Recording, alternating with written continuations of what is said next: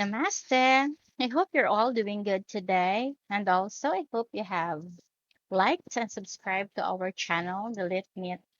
So, we will continue with our Bhagavad Gita, or the Sanskrit word for Song of God or Song of the Blessed One. In our previous post, we have talked about Arjuna's despair, Krishna's ideas or talk on the practice of yoga, the yoga of action, the yoga of wisdom, the yoga of renunciation, and the yoga of meditation. I hope those chapters were able to help you appreciate the culture or the practice of meditation, and also I hope it was able to show to you that we are not so far actually from the practices of our neighboring Asian countries. As Krishna inspired or coached Arjuna to attain the ultimate goal through self sacrifice and discipline, Krishna also tells Arjuna about wisdom and realization. He told Arjuna, or he explained to Arjuna, how one can know him or God by practicing non attachment. Krishna focuses on imparting to Arjuna that he, the God, is the fundamental essence of the universe because he is omniscient, right? He is everywhere, he knows everywhere, and that his current form is just an earthly incarnation. Most people, Krishna explains, cannot understand that he is the essence in all things. He is the Atman. He is the soul. He is the essence of everything. We as human beings are a reflection of him, and so is water, and so are the foods that we are eating. Ignorant people, he said, are caught up in Krishna's power, in all he has created that they can perceive. Others, however, can see beyond the three gunas and recognize God as the eternal essence of all. Krishna divides those who worship him into four types. The person in distress. Perhaps these are those who go to church, for example, in a student life. They are the students who go to church because midterm exam is coming or final exams is coming. The power seeker. Those who pray for power, that they might be able to get what they want. And also the wisdom seeker. Those who want to be guided. And the sage. The sage, as mentioned in the previous vlog, is basically the one who had been practicing meditation, the one who had been focusing on mastering himself so that he can serve the God better. As it is here, the sage is the type that has already achieved serenity of mind through yoga and meditation and understands the nature of God and self. People who understand the nature of God also know absolute freedom and the self or the Atman and the nature of action. Upon hearing this, Arjuna urges Krishna to tell him about the nature of the self, God, and action. He also asks Krishna to explain worship and how to be with God at the time of death. Krishna explains that true freedom is union with the deathless, or God. He defines action as the self's creative power that causes the whole world to be. Human beings will enter whatever state they are in at the moment of their death. Therefore, no one never knows the time of one's death. As we put it, it's like a thief in the night. It is essential to meditate at all times. This way, a person who thinks of Krishna when their last breath is taken will be with God. Thus, Krishna tells Arjuna, meditate on the guide. The primordial poet is smaller than an atom, brilliant as the sun. So it is God. He is smaller than an atom. He is as brilliant as the sun. And he is everywhere. He is there before the time. He will be there even after this world exists. Beings who meditate continuously on Krishna, he adds, and whose love has grown deep through meditation, will not need to be reborn. According to Krishna, one single day or night for God lasts 4 billion years. Embodied beings come from God at the dawn and sink back into the unmanifest nature of God with nightfall. Beyond the realm of unmanifest is another realm, he said, which is the unmanifest state of primal existence. When all things are destroyed with cycling of the universe, primal existence is what remains. Krishna says, men who reach this state, which he calls supreme dwelling, will not be reborn again. He calls each of these rare individuals a supreme being. Krishna brings forth all matter in the time of light and destroys all matter in the time of darkness, before it dissolves into its dormancy. The enlightened person understands this part of the universe's ongoing nature.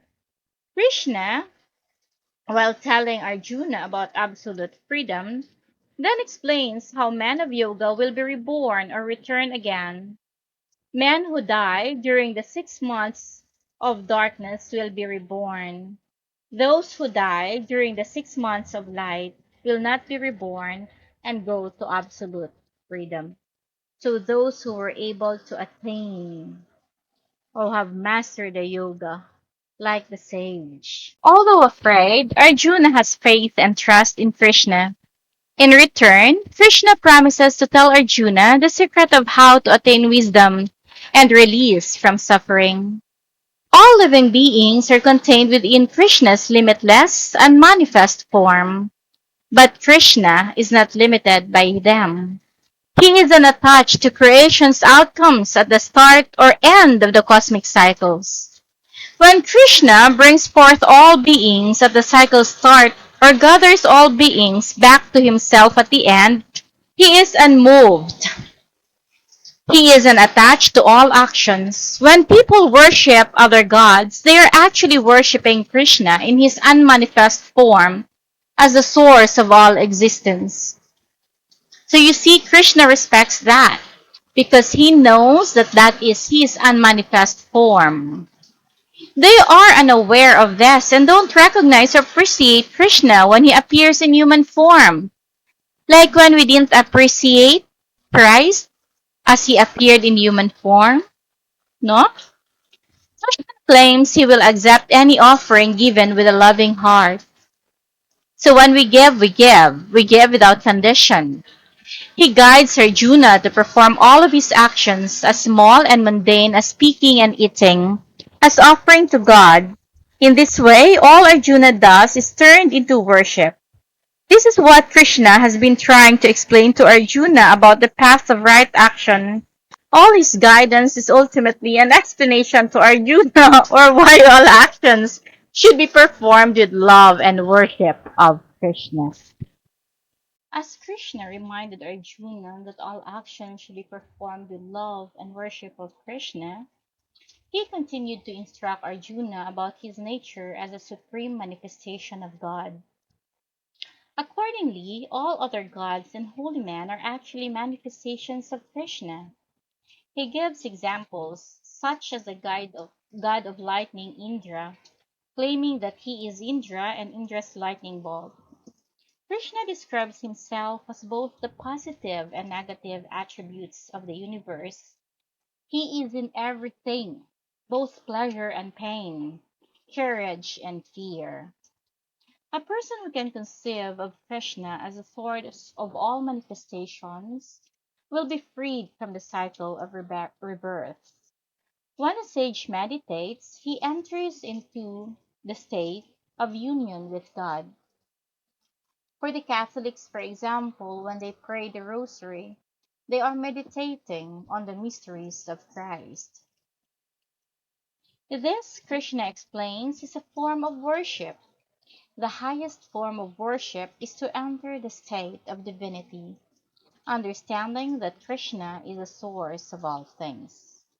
Arjuna believes everything Krishna is telling him and understands him to be the supreme being.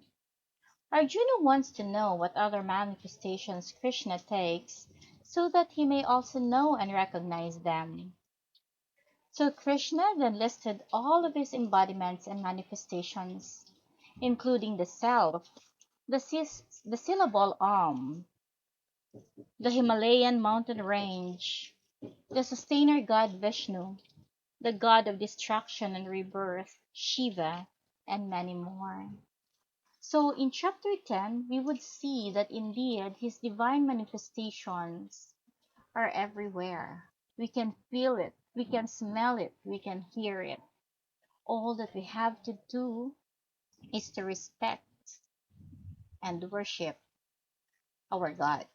Finally, understanding much of what Krishna is trying to impart, Arjuna asked Krishna to show him his ultimate form. In the words of the poet Sanjaya, Krishna gives Arjuna a glimpse of the incredible vastness and majesty he encompasses, showing him the whole universe enfolded in the body of the God of gods. This would somehow tell us of Divine Comedy, when Dante was shown hell, purgatorio, and paradiso. The vision is also a terrifying one, perhaps like the inferno, as Krishna reveals a self with billions of heads, fangs, and weapons. Arjuna is humbled and awed by the vision. He describes what he sees, including a vision of Krishna devouring all of the Kauravas. Arjuna asks Krishna, "Who are you in this terrifying form?" Krishna responds that he is death, and that Arjuna must fight in the battle because the Kauravas will die regardless. Krishna has already killed them.